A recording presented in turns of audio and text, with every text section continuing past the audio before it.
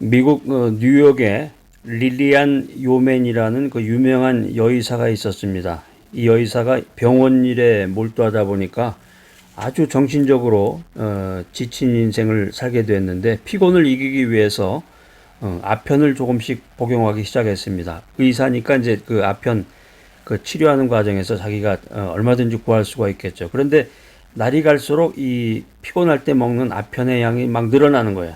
마침내 그녀는 아편이 아니고서는 잠시도 휴식을 취할 수 없는 비참한 아편 중독자가 되고 말았습니다.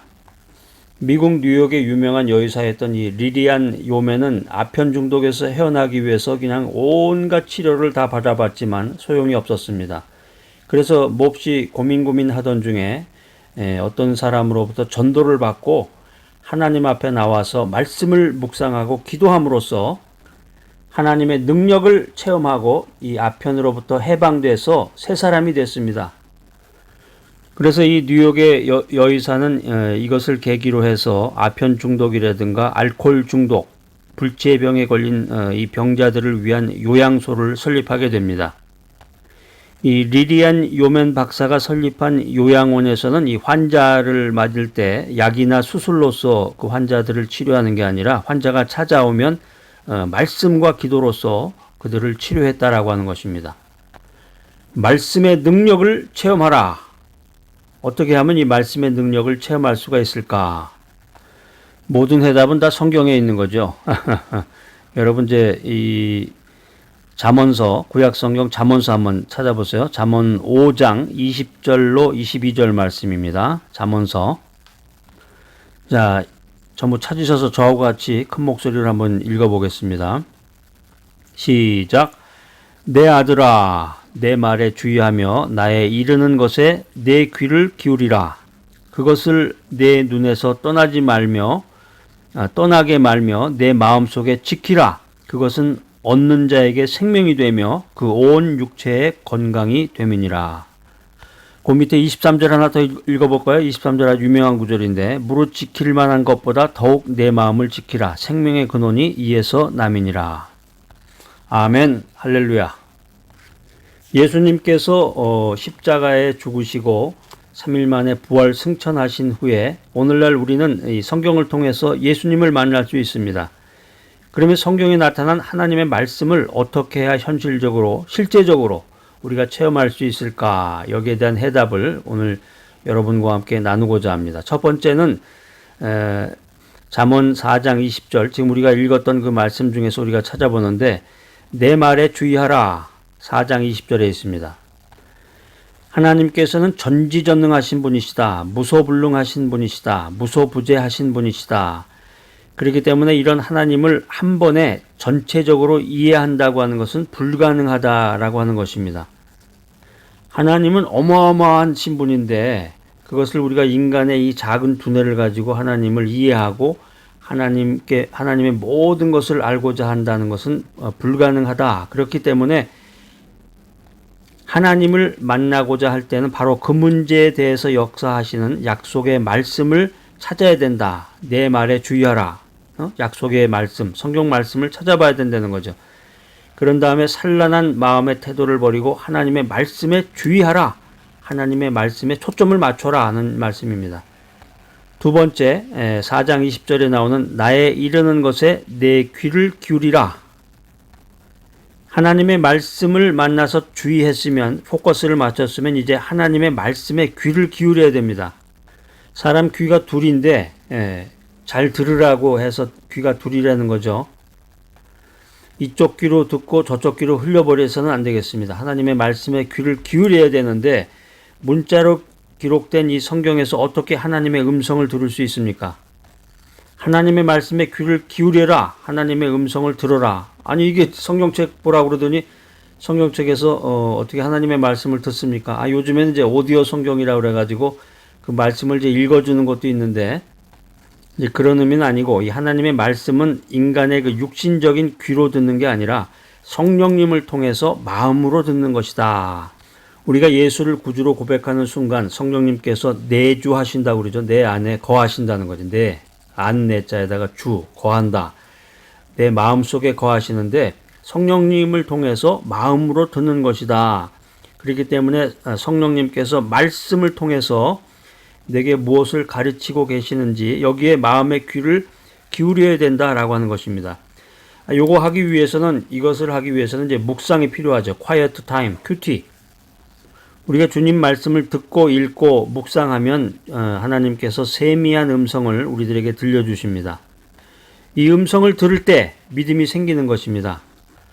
말씀의 능력을 체험하라. 세 번째는 4장 21절에 나와 있는 말씀인데 그것을 내 눈에서 떠나게 말며 눈으로 떠나게 말라. 이 말씀이 뭐냐면 상상의 눈으로 그 말씀이 이루어진 모습을 그려봐라. 이런 메시지입니다. 말씀에 집중하고 성령의 음성을 들었으면 그 말씀이 내 것이 된 것을 분명히 마음에 그리고 항상 바라봐야 된다. 이런 메시지입니다. 말씀의 능력을 체험하는 길, 첫 번째 뭐라고 그랬어요? 4장 20절 내 말에 주의하라. 두 번째는 4장 20절에 나의 이르는 것에 내 귀를 기울여라. 세 번째 4장 21절에 그것을 내 눈에서 떠나게 말하라. 마지막 네 번째는 4장 21절에 내 마음속에 지키라. 마음과 입은 언제나 일치합니다. 인간의 마음과 입은 그래서 그 사람이 입을 통해서 말하는 것이 마음속의 생각이라는 거죠. 그러니까 사람들에게 말할 때 가급적이면 친절한 얘기, 공손한 말로 하되 까칠한 얘기 이런 얘기 하면 안 되겠죠. 자기의 진심은 그게 아닌데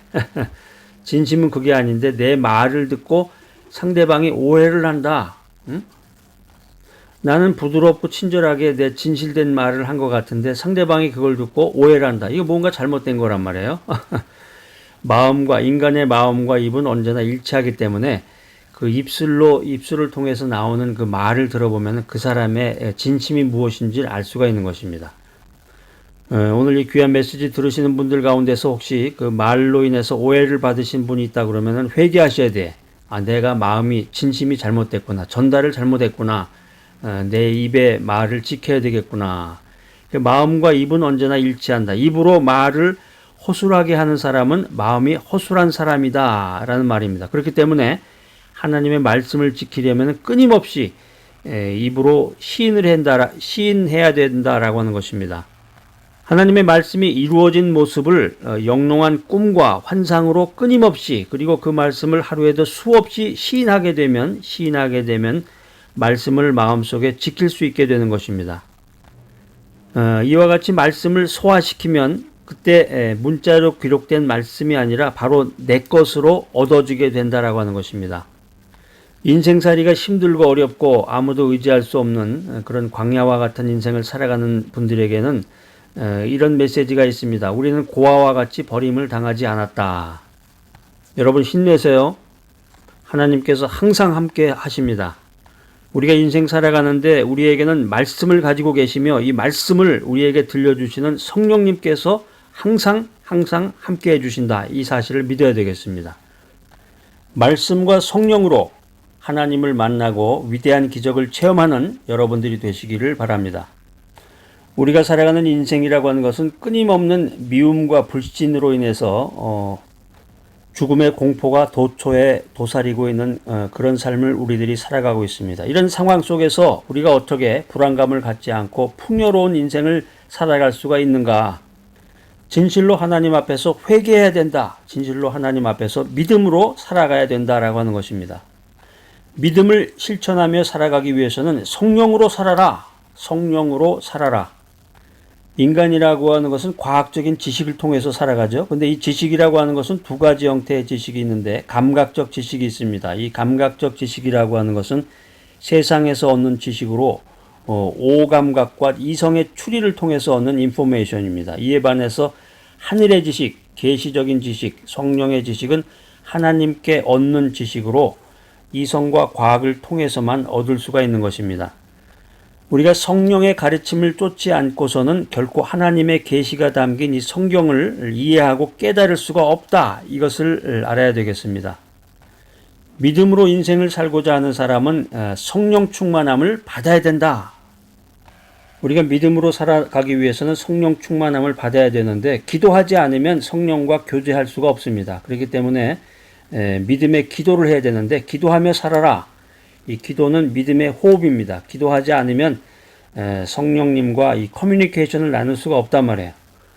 믿음으로 살아라. 근데 이 믿음의 삶이라는 것이 우연히 이루어지는 게 아니고 교회 열심히 다니면 되지 않습니까?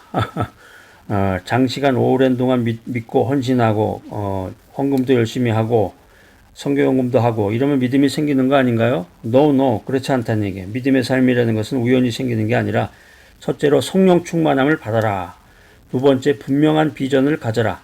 믿음 안에서 꿈이 있어야 돼. 희망이. 세 번째는 간절한 기도가 있어야 된다.